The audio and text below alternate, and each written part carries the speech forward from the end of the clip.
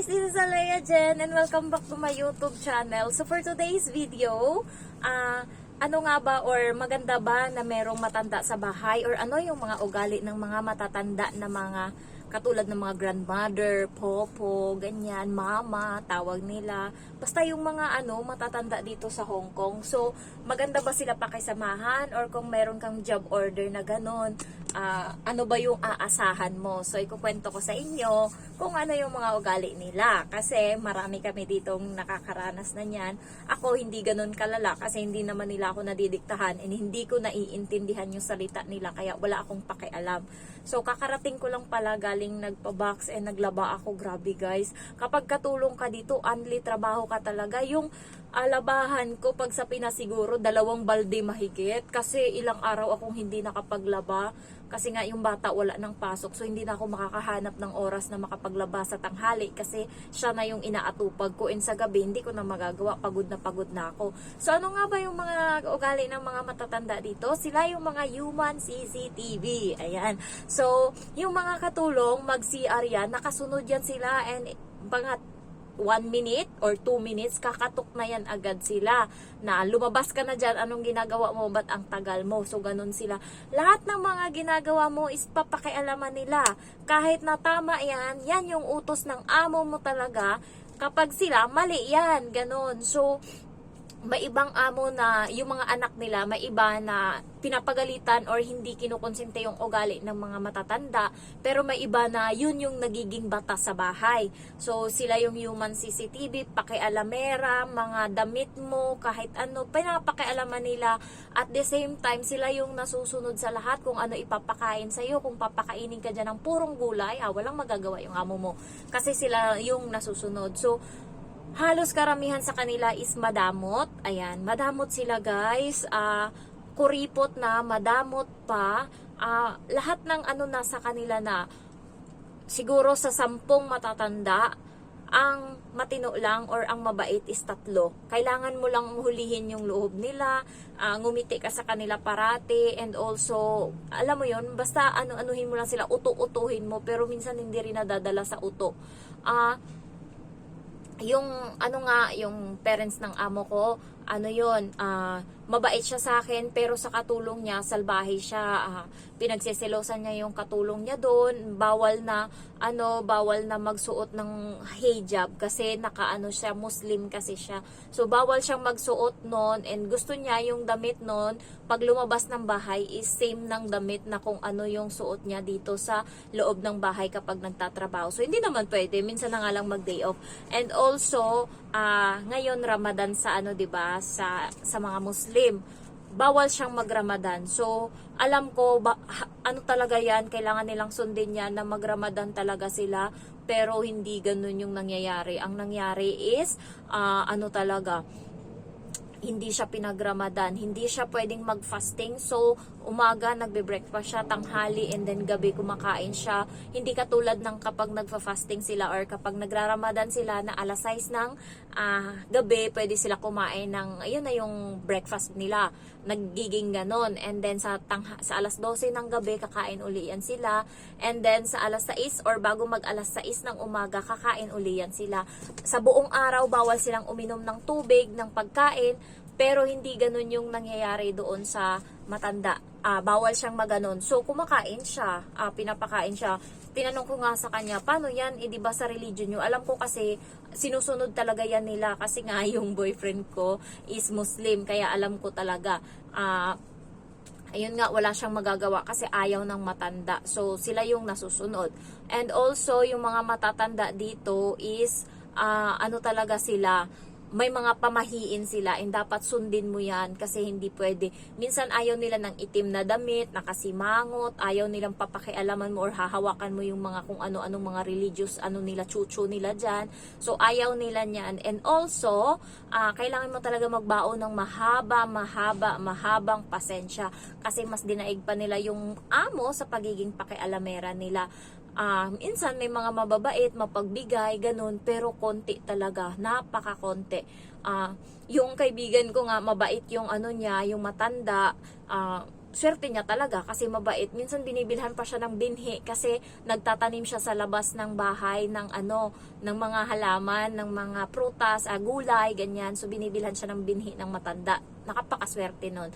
And also, konti lang talaga. Yung sa matanda naman doon sa parents nga, siya, kapag mali ng katulong, mali talagang ipapamukha, sisigaw sila. Pero kapag yung gagawa ng mali, halimbawa yung gulay is nilatag niya lang doon sa hindi niya tinanggal sa plastic. Ngayon, yung ginawa ng matanda na lalaki is nilatag doon sa newspaper. Ngayon, sumigaw agad yung matanda. Pagkakita, tinawag yung katulong. Halika rito! Anong ginawa mo? Bakit mo ginawa yan? Nagdadadakdak na. Hindi tinanong kung sino yung naglatag nun. And then, sinabi nung katulong na yung lalaki nga, yung asawa niya na lalaki, yung naglatag. Sabi niya, okay, no need to talk, sabing ganun. Wag na daw magsalita, sabing ganun. So, kanina, ang dami niyang dinakdak, pinagalitan niya na yung katulong, tapos ngayon sasabihan niya, wag nang magsalita. Hindi siya pwedeng mangatwiran kahit na wala siyang ginawa. So, hindi pwede sa akin yan dito. Pagkakatwiran talaga, katwiran, katulad nung nakaraan, sinabi ko sa babae na wala nang ganto, wala nang ganyan, and then, ngayon, 1 linggo na mahigit yung nakalipas, 1 na lang yung natira na tissue. Sinabi ko ngayon sa kanya, 1 na lang yung natira.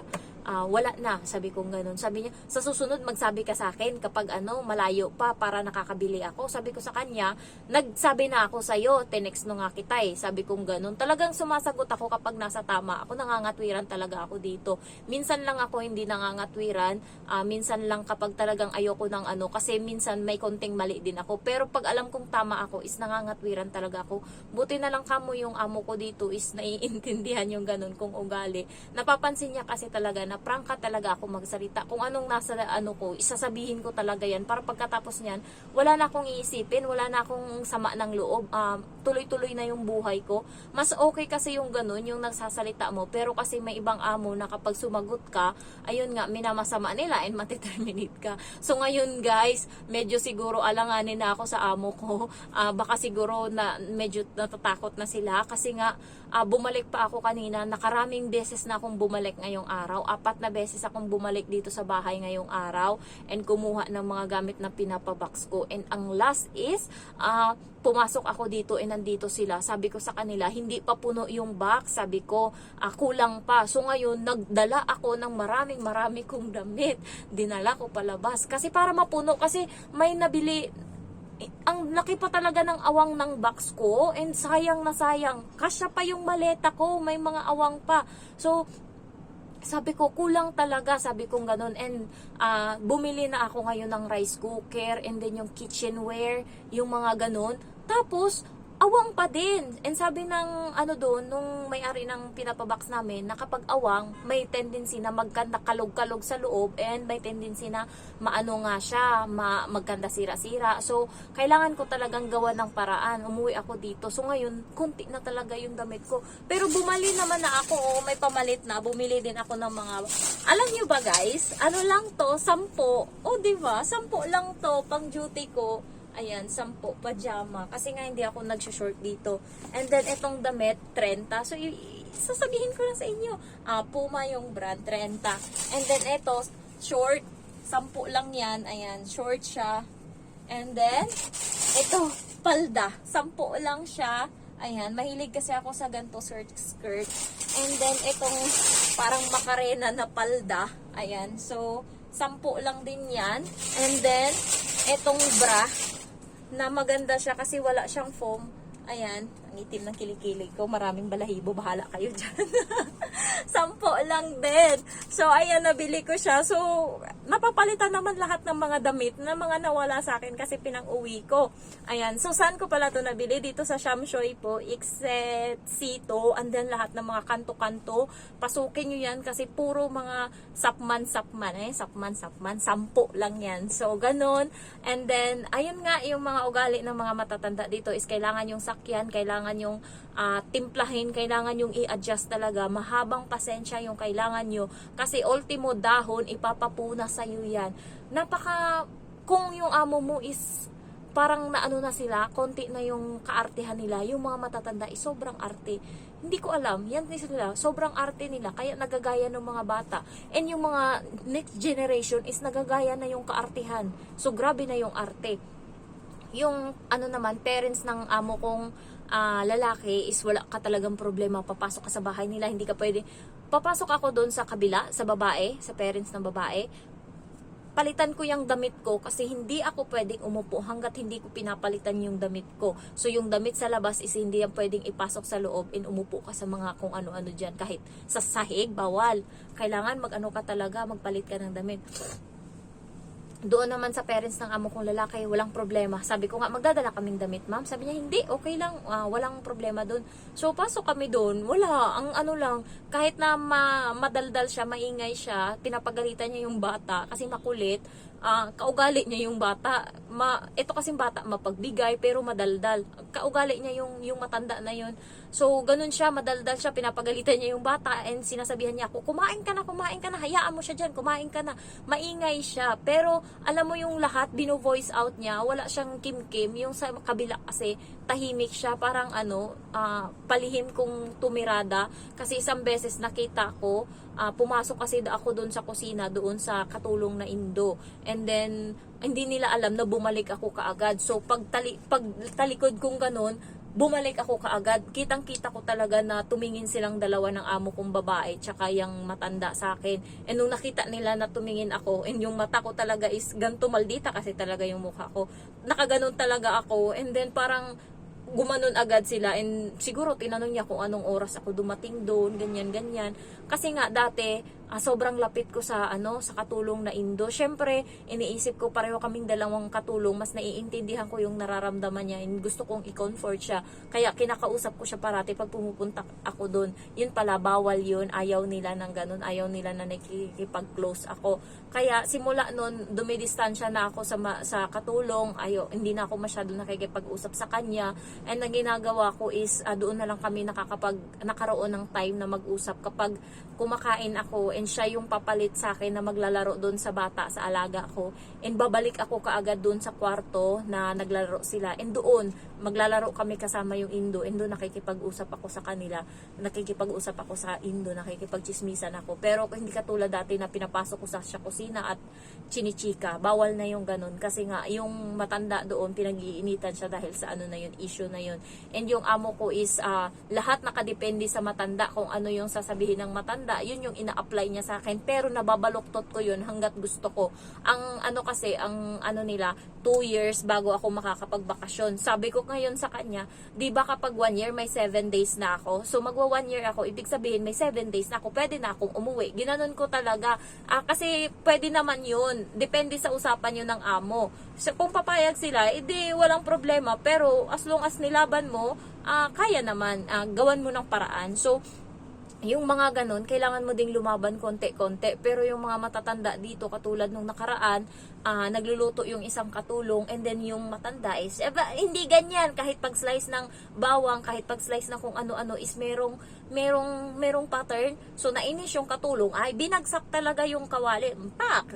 O, ikaw magluto dyan. Tapos pumasok siya sa kwarto, binagsak niya yung kwarto, hindi siya nagluto. Ngayon, yung matanda yung nagluto. Sinumbong ngayon dun sa amo, sinabi na ganyan yung ugali ng katulong mo, napakabastos, ganyan. Hindi siya kinampihan ngayon ng ng amo, yung mama niya. So ngayon, pinalayas yung mama, pinabalik doon sa hindi na doon nakatira sa kanila. So nagbibisita-bisita na lang minsan, and kasi nasobrahan na kasi yung ugali, masyado nang pakialamera yung matanda. So pagka ganun, depende naman sa amo kung tawag nito,